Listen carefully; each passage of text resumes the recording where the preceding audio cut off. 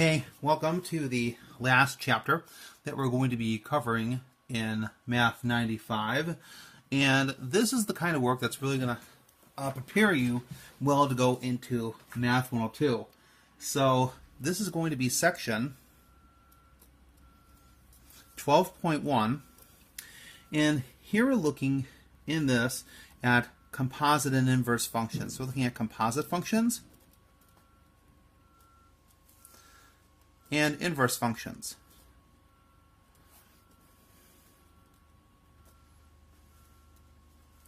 Now, this is going to look a little different, but just a quick review of how we use function notation, and then how it's related to the work we've previously done.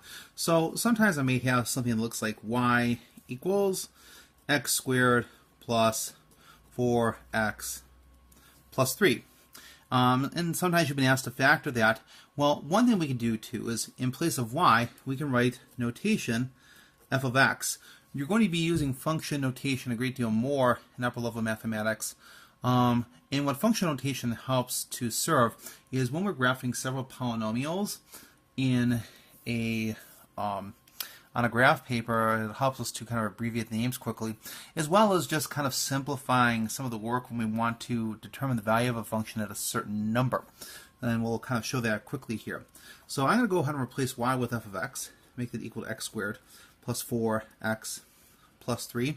And just suppose I wanted to know the value of the function when x is a certain value. So let's just say I wanted to know what the value of this function is when the value of x is equal to 2.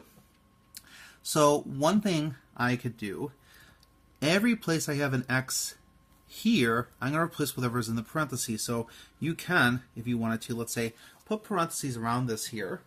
And I'm going to go ahead and I'm going to rewrite this down here, where in place of x, I'll put 2 squared plus 4 times 2 plus 3. And when I evaluate this, I'm going to have that f of 2. This is going to be 4 plus 8 plus 3, and that's going to equal 15. So I can say that the function, that f of x, when x is equal to 2, is going to have a value of 15. And if I were to write this point using the notation of x and not y, just like when we replace y here with f of x, here we're going to replace this with f of x. If I write it in this notation, I would say that the point on the graph of this quadratic function would be 2, 15. So that's just kind of a review and recap of how this works. We're going to learn something about a little bit of different notation that maybe we haven't seen before, because sometimes we're going to work with multiple functions. So let's go ahead and take a look at what this is going to look like. So for the directions on this is going to be for each pair of functions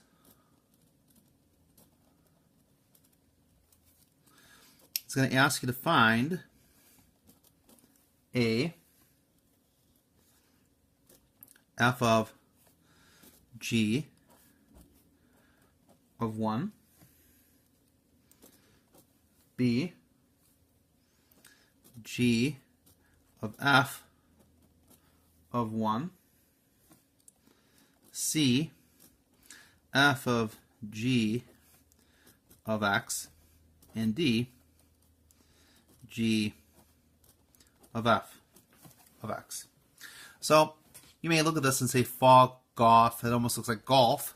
Okay, this is a composition. And we're going to take a little bit of a better look at what this looks like. So what we see here is that this open O, this is not multiplication. This represents how we're going to put these two functions together. And the order in which we write everything matters significantly here to see how this is done. Now, one of the things that we're going to do is we're going to talk about this type of notation, which was written by Sir Isaac Newton. And we're also going to take a look at the notation of Gottfried Wilhelm Leibniz. You don't have to remember those names, but Leibniz released his work on calculus in 1699, Newton said that he had discovered it earlier and, just put it on the shelf somewhere, which I never really have believed. But we're going to go ahead and continue to build on this work here, and we're going to see how we can rewrite this. So another way to write this notation here is we're going to write it in this way. So this is going to be f of g of 1. This is going to be g of f of 1. This is going to be f of g of x. This is going to be g of f of x. So you're probably going to need to watch this part again, but you'll see that I will keep rewriting the notation of this as we work through the different representations of functions here. I find myself that this notation is a bit easier to work with than is Newton's notation.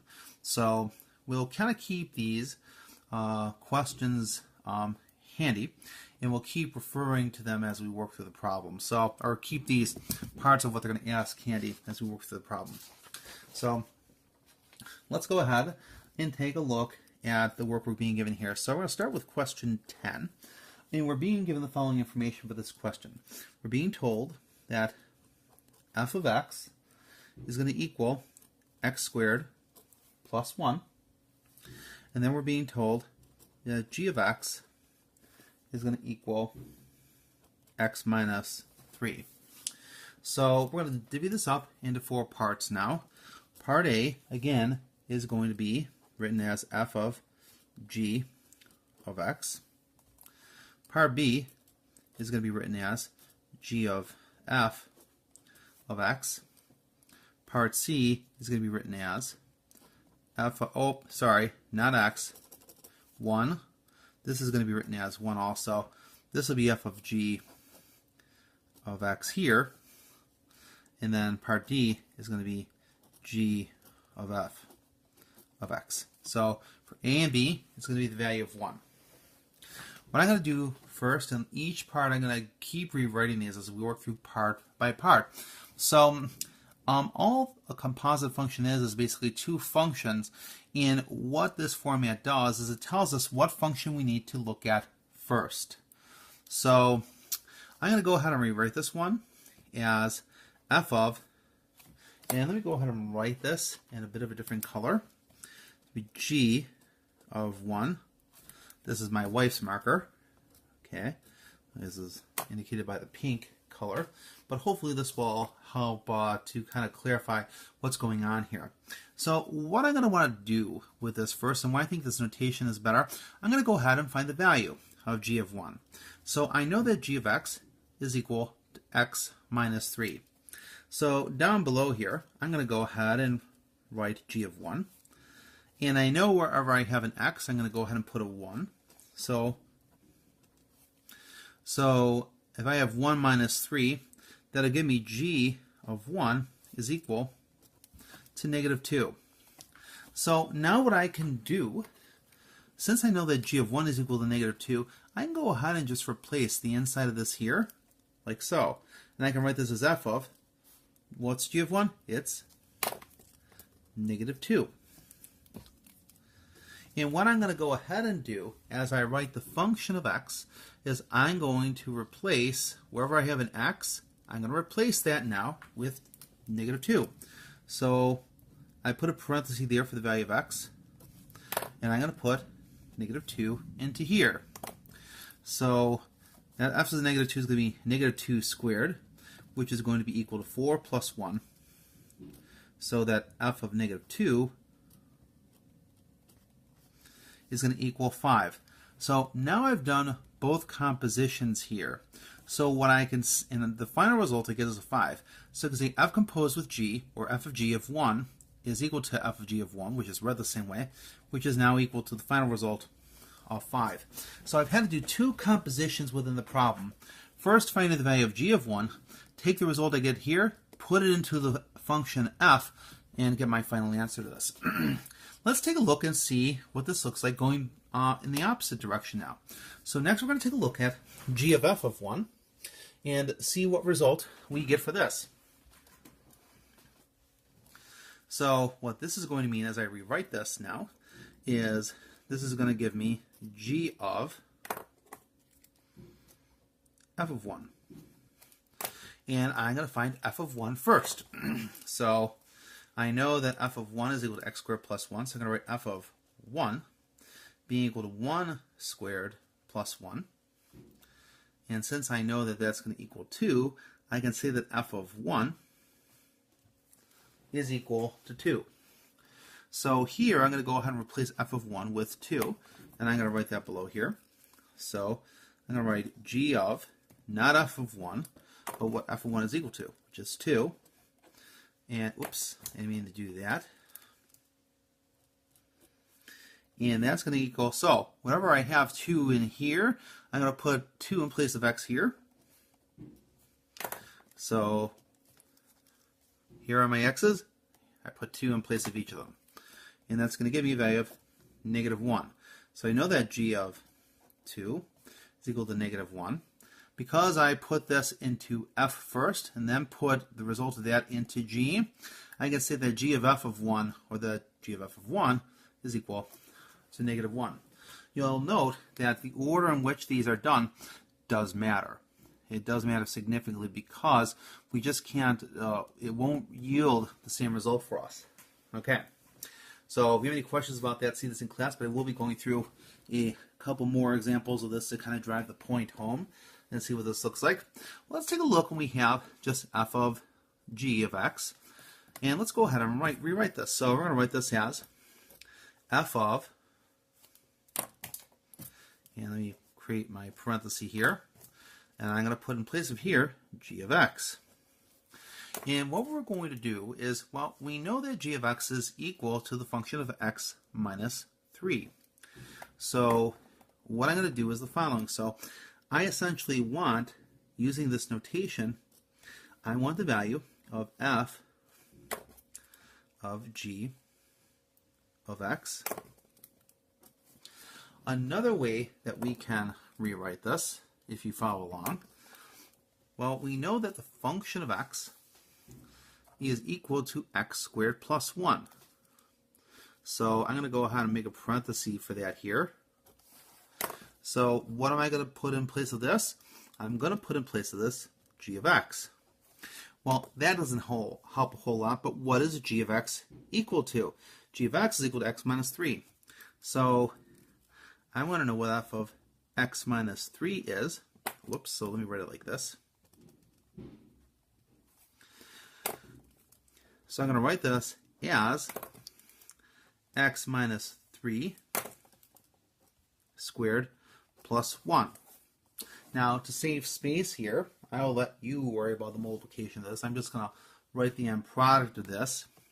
So when I put g of x into the function of f, I'm going to have f of this. And I'm just going to return back to g of x here because I'm done with my substitution now. This is going to equal the quantity of x squared minus 6x plus 9 plus 1. So I FOIL x minus 3 to get x squared minus 6x plus 9 plus 1. So f of g of x is going to equal x squared minus 6x plus 10. So when I compose the function of f of x with g of x, I take the function g of x, I put it into the original function, like I do here, and I end up with a new function altogether. And you'll see, just like f of x, this one turns out to be quadratic. So let's see what it looks like now when I compose g of f of x. So let's note here what we discussed before. I can write g of f of x as g, and then I'm going to write this as f of x. So I'm going to go ahead and write this as over here. Oops, wrong color. I'm going to try to keep my color consistent, everyone, at least in terms of how I apply it here. The g of f of x, well, let's see. The function g is equal to x minus 3. Well, we know this is going to be f of x here, so, but that doesn't help a whole lot. What we want is what is the value of f of x. So we can say that g, what's the value of f of x? It's x squared plus 1 is equal to x squared plus 1 minus 3. And, okay, so I'm just going to go back to g of f of x here. And, well, if I get x squared plus 1 minus 3, all I need to do is to take plus 1, subtract 3, and I'm going to get x squared minus 2. So when I take the function of g and compose with f, I get x squared minus 2. So these two results are quite different from what we obtained from each other. So the order in which you do these does in fact matter. Now I'm using the different colors to hopefully clarify what's going on here, and you may agree with me that the Leibniz notation is easier to work with. Most students typically do. If this is something you're familiar with and you're already comfortable with doing, you may do it however you wish, as long as you can always generate a correct answer. Okay, let's take a look at two more examples to drive this point further. So now we're going to go ahead and take a look at question 14. So in question 14, we are given the following information about a function. So f of x is equal to 1 over x squared, and then g of x is equal to x plus 2. And let's see, for part A, I'll try to create more space here because we'll probably need that. We're looking for f of g of x. Part B, sorry, not x1. B, this will be f of g, or this will be g of f of 1. Part C is going to be f of g of x. And then part D will be g of f of x. So I'll pay attention as I'm speaking about these here, because this is how mathematicians speak about these type of functions and how we rewrite them. So in this here, let's go ahead and find f of g of 1. So I'm going to go ahead and rewrite this as, and I'll kind of try to do this at once here.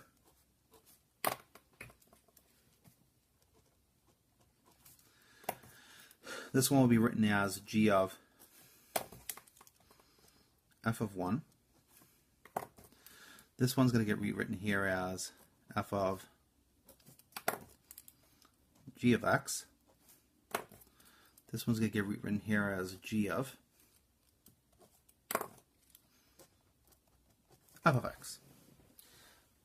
So I rewrite these here, and let's go from here and let's get this solved. So first I want to find the value of g of 1. So let's go ahead and do that work in pink. So g of 1, well, that's going to give us, let's see, we know it's x plus 2, so it's going to be 1 plus 2, which is going to equal 3.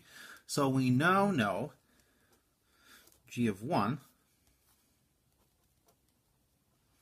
is equal to 3. So since I know that, I'm going to go ahead and, instead of putting g of 1 here, I'm going to put f of 3.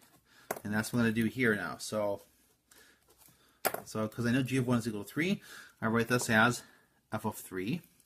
So I'm going to go ahead and put this in now. So it's going to be 1 over whatever the x is, which in this case is 3.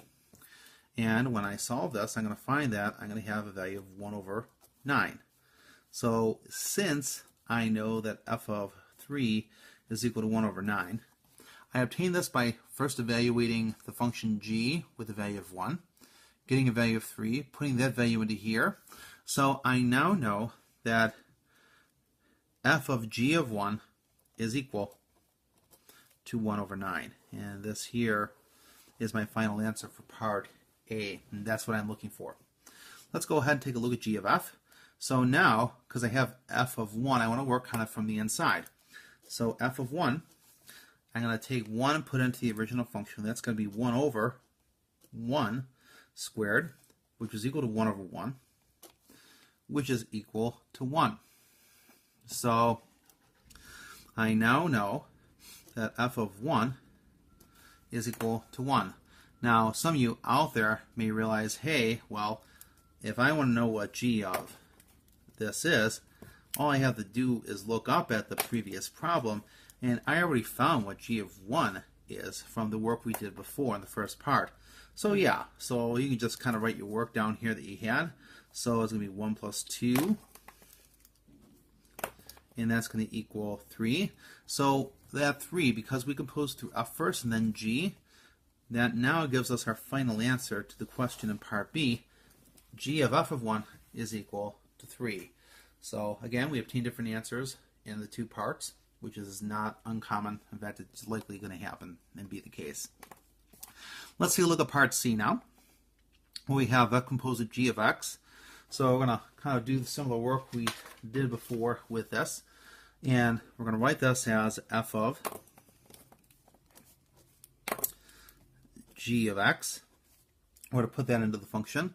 And we know that the function of x is equal to 1 over some quantity squared, which is going to be g of x squared. Now, that looks kind of unusual to do for a substitution, but just meant to reinforce the idea of how this works. So I know that, well, what's g of x equal to? It's equal to the quantity of x plus 2. So this is going to be written as 1 over the quantity of x plus 2 squared. So when I compose, and I'm just going to put g of x back in place here, so I know I'm going for my final answer now. When I rewrite this, this is going to be 1 over, well, x plus 2, when I square that, is going to give me x squared plus 4x plus 4. And that's the final answer we're looking for in part C. Let's go ahead and take a look at part D and see what we get here. So we now want g of f of x, and we know that the function of g, this is going to be, we know that g of x is equal to x plus 2. So there's the x part, and that's going to be plus 2. I'm putting in place there f of x. So I know f of x is equal to 1 over x squared. So g of 1 over x squared, and just try to be consistent here, sorry guys, hard to go back and forth between all these markers. This is going to be 1 over x squared plus 2. So here's where you got to be careful, because you need, in order to add these two items together, you need to be able to get a common denominator. Now sometimes you may leave the answer just like this, but usually if you're going to add these two together and make it into one fraction, we need to find a common denominator. So we're going to go ahead and multiply the top and bottom of this by x squared over x squared. If it helps, go ahead and put a 1 under here. So I can write g of 1 over x squared, let me put parentheses around this, is being equal, let's see, this is going to be 1 over x squared plus 2x squared over x squared, which will now simplify to 1 over, or 1 plus 2x squared over x squared. So we can say g of f of x is equal to 1 plus 2x squared over x squared. And we now have our final answer for part D of what these two functions look like when these are composed together. We're going to go ahead and tackle one more problem to hopefully make you a little more comfortable with this. This one's going to contain some radicals with it. So each of these types of problems, I mean, they're done the same way, but each of them has a little layer of complexity that will sometimes lose students. So we're going to go ahead and take a look at 18, where we're given the following functions. So 18, we have the function f of x is equal to radical x plus 3, and that is entirely under the radical. Then we have g of x equal to 13 over x. If you look in the book at this question, you'll see it has kind of a slash mark and it's written horizontally. Generally speaking, I prefer to write these vertically. So again, part A, we're looking at the fog, or f of g of 1. B, we're looking at g of f of 1. C, we're looking at f of g of x. And then D, we're looking at g of f of x. And we're going to go ahead and rewrite these again like we've been doing. So I'm going to write this as f of g of 1. I'm going to write this as g of f of 1. This one I'm going to write as f of g of x. And this one I'm going to write as g of f of x. So first I'm going to go ahead and find the value of g of 1. So g of 1, that's going to equal 13 over 1, or just 13. So now I know g of 1 is equal to 13. So I'm going to go ahead and place 13 in place of that. So I'm going to write this now as f, let me put that there, of 13, and I look at here and I see this is going to be under a radical. And I'm going to put 13 in place of x. That's going to give me a value of radical of 16, which I know is going to be equal to 4. So because I composed 1 through this, I get the value of 13. I put that through f. I now get 4. I know that f of g of 1 is now equal to 4, and that's my answer for part A. Going to part B, I'm going to find the value of f of 1 first. So when I put that in, that's going to give me 1 plus 3, which is going to equal the square root of 4, which is equal to 2. So I know f of 1 is equal to 2. Since I know that these are equal, I'm going to put 2 in for g. So I'm going to have g of 2 is going to equal 13 over what's in the denominator, which is 2. And for this one, we can just leave this equal to 13 over 2. We don't have to simplify it. We don't have to make it a mixed number. And it's not even reducing for this. So because I evaluated 1 in the beginning, put it through g, I can say that g of f of 1 is equal to 13 over 2. And that is my answer for part B. So let's go ahead to part C now. We have f of g of x. So we know that g of x is equal to 13 over x. So we're going to write this now as,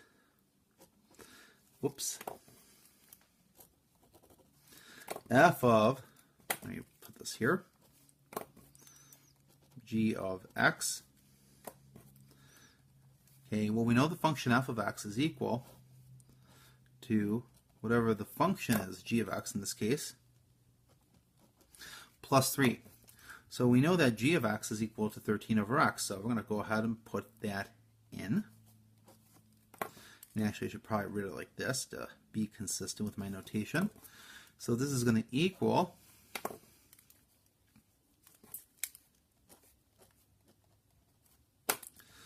13 over x plus 3. All right, so I have 13 over x plus 3. I need to be able to kind of simplify this a little bit. So in order to add these, I need to multiply the top and bottom. I'll put this over 1 by x over x. And so for, you see here, this is just the, this is the composition part. That's right. So we have f of g of x. This is going to give me 13 plus 3x over x, and that's all going to be under a radical. And now there's one more thing you may need to do with something like this, depending if they ask you. So because we have a radical x below, I could probably write this as radical 13 plus 3x over radical x. You may be asked to multiply this by radical x to rationalize the denominator. If I distribute a radical x through here, through the top and bottom, that's going to give me, for the final answer to this over here, of radical 13x plus 3x squared over the value of x. And this is going to be the final value with the rational denominator of f composed with g of x. So you can see this can get a little tricky and a little difficult if you're not mindful of what work you need to show. Let's go ahead and take a look at D, and let's hope that this one isn't so difficult this time, but we'll have to see. So let's see, we have g of f of x, and actually, let's see, this here, but this parenthesis will show that there. This will equal, let's see, well, what's g of x? Is 13 over what's going to be f of x. So, yeah, this one's going to be a little ugly, guys. So we have g of radical x plus 3. So this is going to be, you know this is supposed to be. Hopefully you guys get the hang of this, but I don't have to keep showing the different colors anymore. Okay, because I'm losing track myself of when I have to color and when I don't. Is 13 over x plus 3, and that is all under a radical, which really doesn't simplify at this point. However, to show this properly, what I need to do now is I need to multiply the top and bottom by the quantity of x plus 3 under the radical in order to rationalize the denominator. So finally, for the value of g of f of x, I'm returning from radical x plus 3 to this. When I multiply this through, this is going to give me 13 times the square root of x plus 3 over, well, radical x plus 3 times radical x plus 3 is x plus 3. And now I have the composition of the functions as formed in D there. So you'll have your homework problems online. Know that you do have to be careful of some of your notation. I'm not sure how well the online tutorials will help support this, so please don't be afraid to ask questions about this in class. This is commonly an area which students have difficulty with. So please bring your questions and I'll be glad to help out. Thank you.